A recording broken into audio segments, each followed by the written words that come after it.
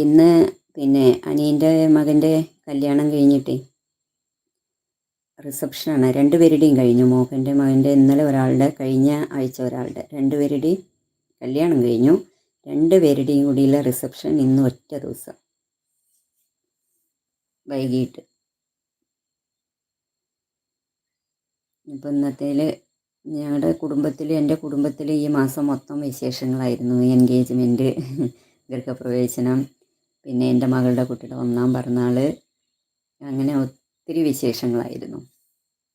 ഗൃഹപ്രവേശനം ഒക്കെ ഉണ്ടായിരുന്നു.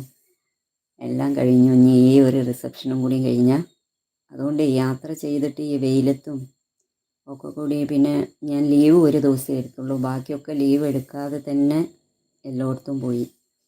അപ്പോൾ എല്ലാം കൂടി ആയിട്ട് ടയേർഡായി ഇപ്രാവശ്യം. ഇന്നലെ അടക്കം എല്ലാവരുടെയും അന്വേഷണം